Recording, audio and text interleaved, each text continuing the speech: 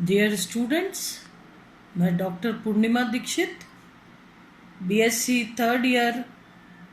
Second unit का first part crystal field theory आपको पढ़ा रही हूँ। क्रिस्टल फील्ड थ्योरी में आपने अभी तक क्रिस्टल फील्ड थ्योरी की अवधारणाएं और उसका प्रयोग, उसका अनुप्रयोग अष्टफलकीय संकुलों पर और टेट्राहेड्रल यानी चतुष्फलकीय संकुलों पर देखा। किस तरीके से अष्टफलकीय संकुलों में और चतुष्फलकीय संकुलों में लिगेंड के पास आने पर क्रिस्टल फील्ड जो आयन है उसके संभ्रांश डी कक्षक विभिन्न ऊर्जा स्तरों में डिवाइड हो जाते हैं या विभाजित हो जाते हैं। आपने देखा कि अष्टफलकीय संकुलों के केस में निम्न ऊर्जा के T2G कक्षक होते हैं, उच्च ऊर्जा के EG कक्षक होते हैं, जबकि चतुष्फलकीय संकुलों में निम्न ऊर्जा के EG कक्षक होते हैं और G नहीं लगा करके उन्हें सिर्फ E कक्षक कहा जाता है। E कक्षक होते हैं और उच्च ऊर्जा के T2 कक्षक होते हैं। इस प्रकार से जब इलेक्ट्रॉन्स का पुनर्वितरण होता है तो कुछ न कुछ ऊर्जा निकलती है जो कि तंत्र को और अधिक स्थायी करती है, जिसे हम क्रिस्टल फील्ड स्थायीकरण ऊर्जा कहते हैं। और अष्टफलकीय वीक फील्ड के केस में और स्ट्रॉन्ग फील्ड के केस में, यानी दुर्बल लिगेंड हो या प्रबल लिगेंड हो, दोनों के केस में किस प्रकार से क्रिस्टल फील्ड स्थायीकरण ऊर्जा निकलती है। आपने चतुष्फलकीय संकुलों के लिए पढ़ा कि चतुष्फलकीय संकुल सदैव बाह्य कक्षक संकुल, उच्च चक्रण के संकुल या चक्रण मुक्त संकुल बनते हैं, क्योंकि हमेशा क्रिस्टल फील्ड विभाजन ऊर्जा का मान डेल्टा T का मान जो है पेयरिंग एनर्जी से कम होता है। इसीलिए इलेक्ट्रॉन्स 2 इलेक्ट्रॉन E ऊर्जा स्तर पर आने के पश्चात 3 इलेक्ट्रॉन्स T2 स्तर पर चले जाते हैं और इस प्रकार से जो प्रत्येक E स्तर पर आने वाले इलेक्ट्रॉन 0.6 डेल्टा ऊर्जा का उत्सर्जन करते हैं, जबकि उच्च ऊर्जा स्तर या T2 कक्षक में जाने वाले इलेक्ट्रॉन 0.4 डेल्टा T ऊर्जा का अवशोषण करते हैं। तो ये सभी आपने लास्ट लेक्चर में पढ़ा। आज हम वर्ग समतलीय संकुलों में क्रिस्टल क्षेत्र विभाजन पढ़ेंगे। किस तरीके से क्रिस्टल फील्ड स्प्लिटिंग जो है वो स्क्वायर प्लेनर कॉम्प्लेक्सेस के केस में होती है। आप जानते हैं कि स्क्वायर प्लेनर कॉम्प्लेक्स वर्ग समतलीय कॉम्प्लेक्स या संकुल जो होते हैं उनमें इस तरीके से वर्ग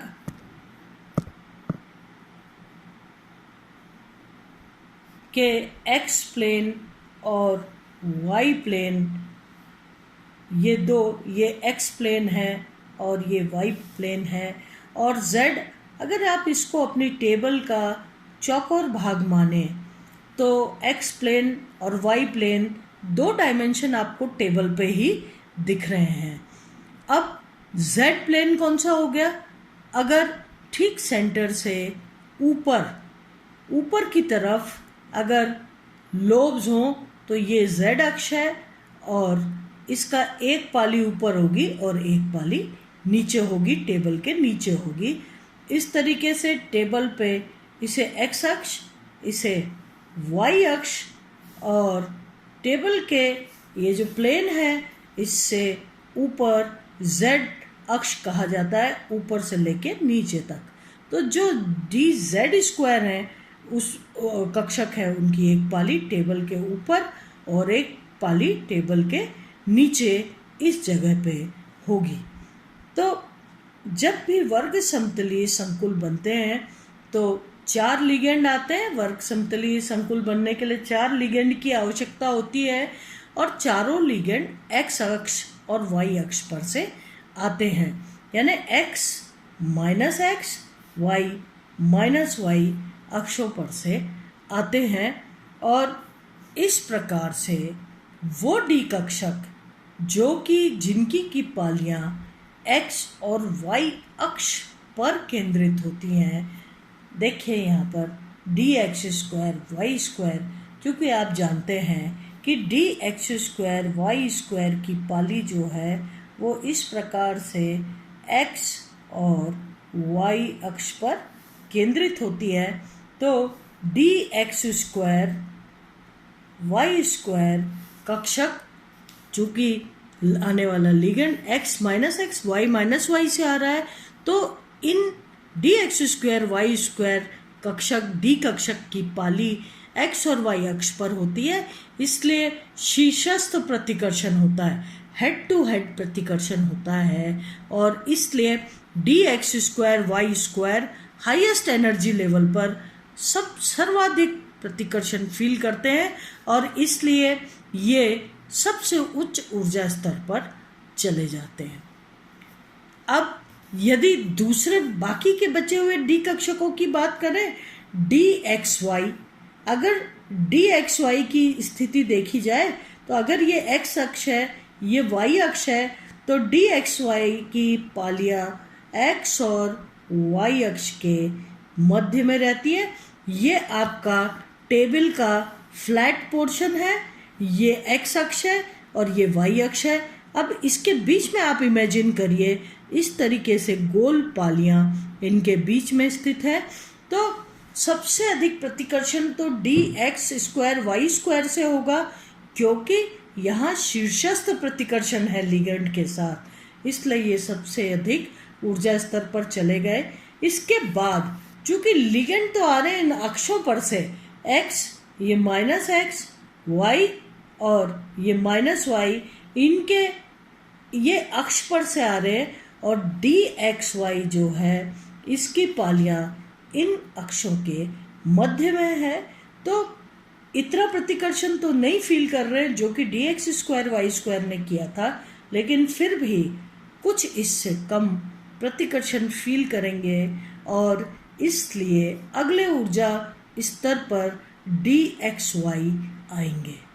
इन 5 डी कक्षकों का जो विभाजन हो रहा है, संभ्रांश डी कक्षकों का, 5 संभ्रांश डी कक्षकों का जो विभाजन हो रहा है, dx² y² highest energy level पर चले गए, क्योंकि लिगेंड उसी दिशा से आ रहे थे और सर्वाधिक प्रतिकर्षण फील कर रहे थे। उसके बाद dxy, चूंकि dxy अक्ष पर तो केंद्रित नहीं है लेकिन अक्षों के मध्य में है, इसलिए ये भी प्रतिकर्षण फील करेंगे, पर उतना नहीं जो कि शीर्षस्थ प्रतिकर्षण में हो रहा है। इसलिए ये ऊर्जा में तो अधिक हो जाएंगे प्रतिकर्षण के कारण, पर उतने अधिक नहीं जितना dx² y² है, और इसलिए dx² y² से कम प्रतिकर्षण फील करते हुए उनसे निचले ऊर्जा स्तर पर dxy जो कक्षक है ये प्रतिकर्षण फील करके इस ऊर्जा स्तर पर आ जाएंगे। बात dz² की हम करें तो आपको पता है कि dz² z जो है dz² कक्षक जो है वो इस तरीके से ये डंबल शेप के होते हैं और इसमें जो इलेक्ट्रॉन की रिंग होती है वो इस xy प्लेन पर होती है, यानी इस डंबल के बीचों बीच अगर गोल इस तरीके से इलेक्ट्रॉन का क्लाउड हो तो आप क्या समझेंगे, इलेक्ट्रॉन अभ्र हो तो क्या समझ में आएगा, यानी dz² जहाँ पर इस प्रकार से खड़े होंगे, dz² इस तरीके से दो z अक्ष पर ऊपर और नीचे 2 पालियां हैं, तो ये xy प्लेन पर जो है इलेक्ट्रॉन का अभ्र होगा। तो इस तरीके से यहाँ पर आने वाले ligand x square y square sorry x और वाई अक्ष पर से आ रहे हैं, तो चूंकि रिंग एक्स और वाई अक्ष पर है इसलिए ये रिंग के जो इलेक्ट्रॉन्स है और आने वाले लिगेंड का आपस में प्रतिकर्षण होगा, लेकिन बाकी जो लोब्स हैं उनसे प्रतिकर्षण नहीं होगा और इसीलिए डी जेड स्क्वायर जो कक्षक है वो कम ऊर्जा स्तर पर होंगे। सिर्फ प्रतिकर्षण इस वलय से हो रहा है, इलेक्ट्रॉन की जो रिंग है इससे प्रतिकर्षण हो रहा है। जेड अक्ष पर से कोई लिगेंड नहीं आ रहा, इसलिए जेड अक्ष पर से कोई भी प्रतिकर्षण नहीं हो रहा है। सिर्फ एक्स वाई अक्ष पर जो रिंग है उसके कारण प्रतिकर्षण हो रहा है। इसलिए 5 संभ्रांश डी कक्षक से निचले ऊर्जा स्तर पर डी जेड स्क्वायर होंगे, लेकिन चूंकि इनमें वलय में प्रतिकर्षण हो रहा है इसलिए डी एक्स वाई जेड और डी वाई जेड से ज़्यादा प्रतिकर्षण फील कर रहे हैं, बाकियों से कम प्रतिकर्षण फील कर रहे हैं। अब अगर हम डी एक्स जेड और डी वाई जेड की बात करें तो आप जानते हैं एक्स और वाई तो आपके प्लेन पर है, इस प्लेन पर है एक्स और वाई, ये आपने लिखा है, पर जेड के लिए मैंने आपको बताया जेड अक्ष जो जेड है वो ऊपर और इसके नीचे जा रहा है। चूंकि लिगेंड एक्स वाई अक्ष पर से आ रहे हैं, जेड से कोई लिगेंड आ ही नहीं रहा है, इसलिए जेड अक्ष पर सबसे कम प्रतिकर्षण होगा। तो डी एक्स जेड और डी वाई जेड एक जैसा प्रतिकर्षण अनुभव करेंगे और इसलिए वो दो एक ही ऊर्जा स्तर पर रहेंगे। इस प्रकार से सबसे निम्न ऊर्जा स्तर पर D Z, d x z और डी वाई जेड कक्षक जो है निम्नतम ऊर्जा स्तर पर रहेंगे। यहाँ जेड अक्ष पर से तो कोई लिगेंड आ ही नहीं रहा है और एक्स और वाई अक्ष पर से आ रहे हैं, लेकिन चूंकि ये एक्स और वाई जो पालियां हैं ये अक्ष के बीच में है, न कि अक्ष पर है, तो सबसे कम प्रतिकर्षण d x z d y z से होगा। इसीलिए डी एक्स जेड और डी वाई जेड निम्नतम ऊर्जा स्तर पर आ जाएंगे। मैं दोबारा से आपको इसको रिपीट करती हूँ कि जो 5 संभ्रांश डी कक्षक से जब वर्ग समतलीय संकुल बनते हैं तो क्या होता है कि 4 वर्ग समतलीय संकुलों में समन्वय संख्या होती है 4 लिगेंड एक्स और वाई अक्ष पर से आते हैं। हम जानते हैं 5 डी कक्षक में d x square y square, d z square, d x y, d y z, d x z, ये 5 डी कक्षक होते हैं। चूंकि वर्ग समतलीय संकुल में आने वाला लिगेंड एक्स और वाई अक्ष पर से होता है, X minus X, Y minus Y, इन अक्षों पर से लिगेंड आते हैं, तो वो डी कक्षक जिनकी की पालियां एक्स और वाई अक्ष पर स्थित होती हैं, d x square y square, इनसे उन लिगेंड्स का सर्वाधिक प्रतिकर्षण होता है और इसलिए ये डी कक्षक उच्च ऊर्जा स्तर पर चले जाते हैं प्रतिकर्षित होके। ठीक है, अब अगर डी एक्स वाई को देखें तो डी एक्स वाई की पालियां जो है एक्स और वाई अक्ष के बीच में होती हैं। आने वाले लिगेंड यहाँ से आ रहे हैं, प्रतिकर्षण इनसे भी हो रहा है, इन पालियों से भी हो रहा है, लेकिन उतना नहीं हो रहा है जितना कि d x square y square में हो रहा था। इसलिए नेक्स्ट ऊर्जा स्तर यानी d x square y square से तो कम प्रतिकर्षण हो रहा है, इसलिए ये कम प्रतिकर्षण फील करते हुए d x square y square के नीचे ऊर्जा स्तर पर पहुंच जाएंगे d x y. D z के केस में मैंने आपको बताया यहाँ जेड अक्ष पर से कोई भी लिगेंड नहीं आ रहा है। जेड अक्ष हो गया एक तो टेबल के ऊपर और एक टेबल के नीचे, और ये टेबल पर एक्स अक्ष और वाई अक्ष। ठीक है, तो जेड अक्ष पर से तो कोई लिगेंड आ ही नहीं रहा है, इसलिए डी जेड स्क्वायर का प्रतिकर्षण नहीं हो रहा है। पर आप जानते हैं डी जेड स्क्वायर जो कक्षक होता है, डी कक्षक होता है, वो डंबल शेप का होता है, दोनों ही पालियां धनावेशित होती है, और जो इलेक्ट्रॉन की रिंग है वो XY प्लेन पर होती है। ठीक है, इसलिए आने वाले जो लिगेंड्स हैं वो इस XY प्लेन पर जो इलेक्ट्रॉन क्लाउड है उसको प्रतिकर्षित करेगी, और इसलिए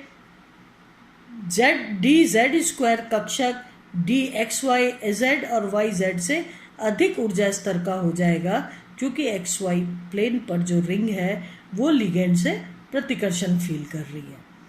अगर DXZ और DYZ के केस को देखा जाए तो इन दोनों में ही Z अक्ष पर से तो कोई लिगेंड नहीं आ रहा है, लेकिन X और Y अक्ष पर से आ रहा है। पर चूंकि DXZ YZ Y और Z अक्ष के बीच में है या X और Z अक्ष के बीच में है, इसलिए सबसे कम प्रतिकर्षण महसूस करते हुए, फील करते हुए निम्नतम ऊर्जा स्तर पर ये होते हैं। तो वर्ग समतलीय संकुलों में डी कक्षकों का विभाजन इस प्रकार से होता है, और